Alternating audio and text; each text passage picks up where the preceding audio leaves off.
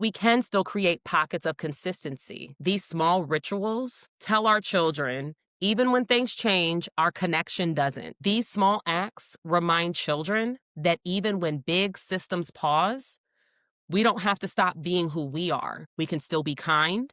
We can still be creative. We can still take care of one another. I know how it feels to hold it all together for your kids when you're not sure what's coming next. Our children do not need perfection. They need presence, and that's enough. Hey, friend.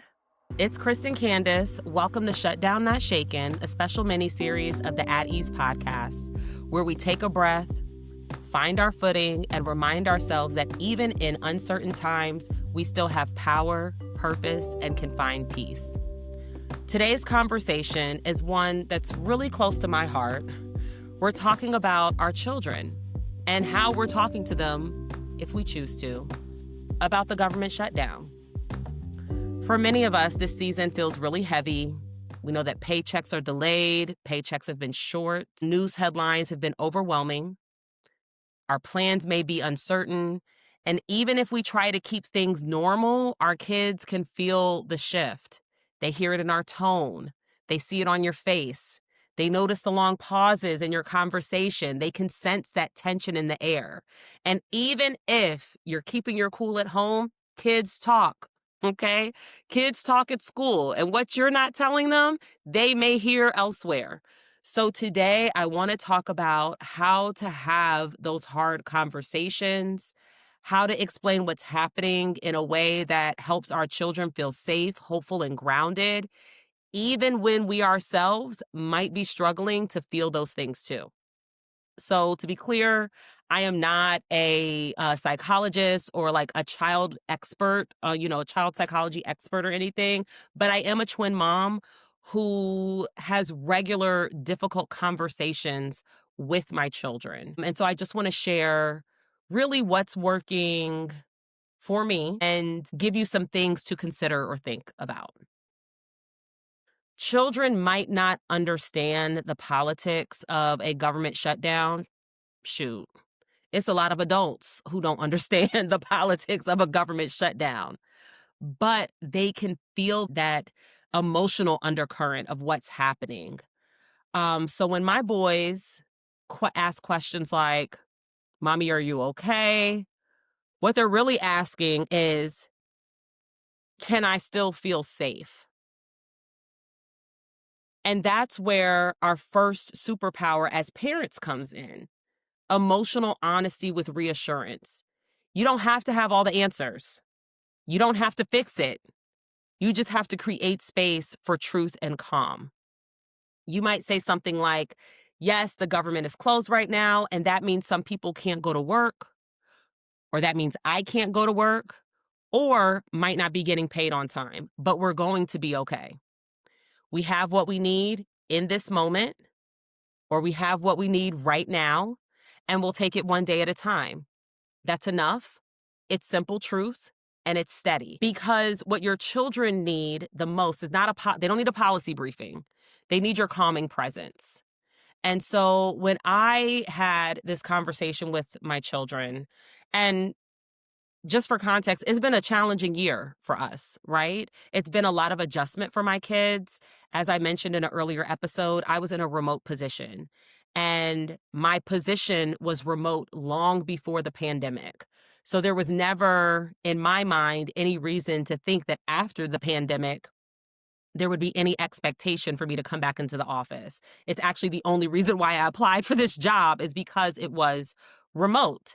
And so my children have never known a world where their mom goes into the office every single day. They are used to me being here when they get up in the morning. Oftentimes, I would already be working when they would wake up. And that was a huge shift for them back in February when I went back into the office. And so that has been one transition that we had to deal with and we had to have a conversation about. Another shift, really just at the start of the year, I talked about reprioritizing what I consume. And so even before there was talk about a Target boycott and all of these things, I had already told myself, I'm not going to be spending money the way that I used to. And when the time came, we also had a conversation about no longer shopping at Target. So it has made it easier for me to build on those conversations because I've already been having them. So even when a conversation came up, we don't have Disney Plus, but the boys have asked about it. I shared in a previous episode about movie night. Sometimes the movies they want to watch are on Disney Plus. And so they have asked me about that. And when that happened too, the whole debacle with Jimmy Kimmel, I was able to say, yeah, we're not going to be getting Disney Plus right now. And one of the boys responded, they said, "You mean like we don't go to Target anymore?" So they're able to piece it together, right? They understand that we are voting with our dollars, that mommy has a certain set of values, and they understand that one of the ways that I choose to live out those values is based on how I choose to spend money. So when it came time to have a conversation about the government shutdown, it wasn't so much the boys didn't necessarily ask about the shutdown. It's like, what are you doing here? Why are you home? Why aren't you getting dressed to go to work? Did you lose your job again? Those are the type of questions. And I just responded and said, no, the government shut down. And one of the boys responded to me and said, are we going to lose our health care? Now, they have not heard me talk about healthcare. I don't watch the news in the house. They had to have heard that somewhere else, whether at school, from listening to teachers or whoever. And his first concern was, are we going to lose our healthcare? And I said, no. And he said, well, who's going to lose their healthcare? And he said it from a place of concern, right? Going back to those superpowers, that empathy, that care for other people.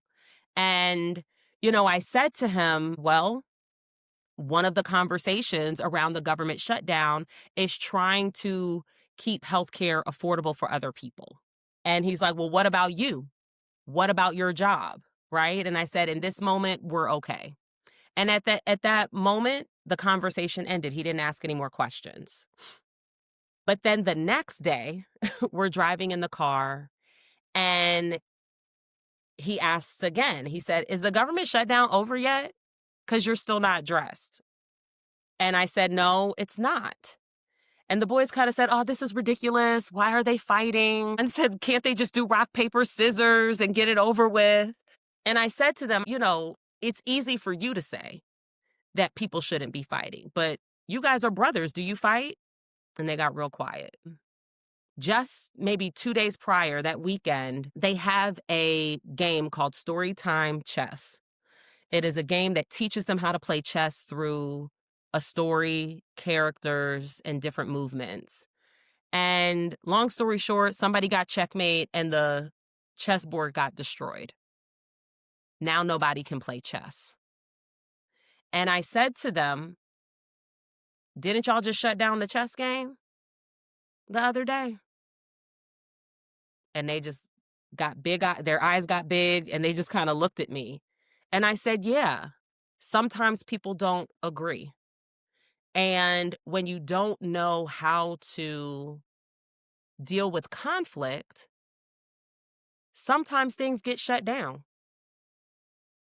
So my goal as a parent is to help you learn how to, one, control your emotions, two, how to have conversations when you have conflict, so your chess game doesn't get shut down, or so you're not adults who are one day shutting down the government and harming people because you can't get along, because you don't know how to have conversation, because you don't know how to ask questions and critically think. And they got it.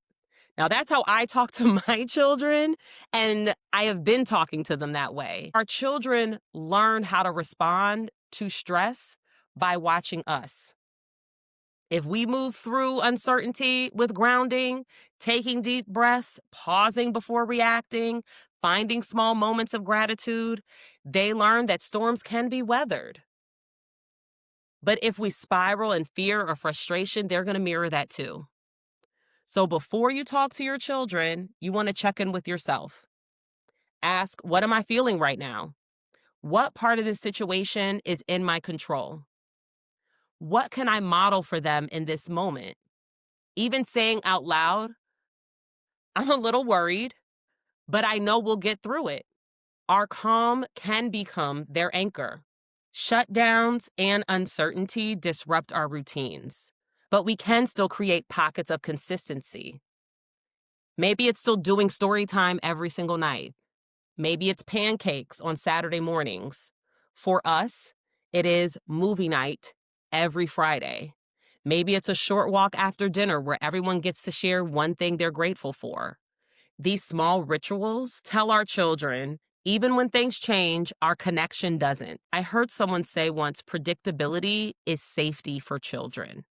It tells their nervous system, you can rest, you can trust this moment. And that's something we can give them, even when we can't control the larger systems around us. When children ask, what's a shutdown? Keep it simple, age appropriate, and values based. And so here are some examples. The government is made up of people who help our country run, kind of like how a school needs teachers, principals, and helpers. Right now, some of the leaders are trying to make a big decision about money, and they haven't agreed yet. So until they do, some jobs are paused, but we're going to be okay. And if they ask, why can't the leaders just agree? You can say sometimes grown-ups don't see things the same way, and it takes time to figure it out. But there are people working hard to make it better.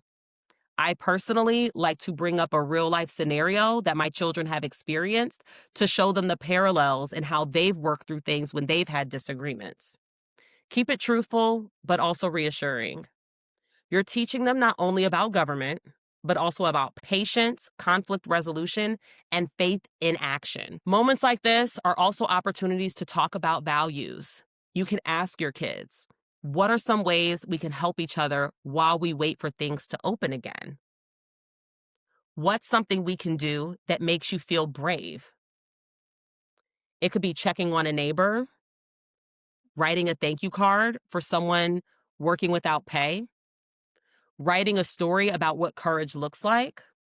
These small acts remind children that even when big systems pause, we don't have to stop being who we are. We can still be kind, we can still be creative, we can still take care of one another. That's what communities look like, and it's something that our families have modeled for generations. I know how it feels to hold it all together for your kids when you're not sure what's coming next, but I also know this. Our children do not need perfection. They need presence. When you tell them everything will be okay, it's not about pretending everything's perfect. It's about reinforcing faith, faith in yourself, faith in your community, faith in your God, and the ability to rebuild when things break. Maybe tonight the reassurance sounds like, we've gotten through hard things before, we'll do it again. You don't have to worry about that. That's my job. Or let's think of 3 things that are still good today. Those words and the tone become something for them to hold on to, and honestly for us too. So tonight, if your child asks you, Mom, Dad, are you okay? Take a deep breath, smile, and say, yes, baby. We're okay today, and that's enough. The government may be shut down, but our love isn't. Our hope isn't, and our ability to show up for one another isn't either. That's what keeps us steady. That's what keeps us at ease. So until next time, reminding you to rest, breathe, and stay at ease. And if the government is still shut down, I will see you tomorrow.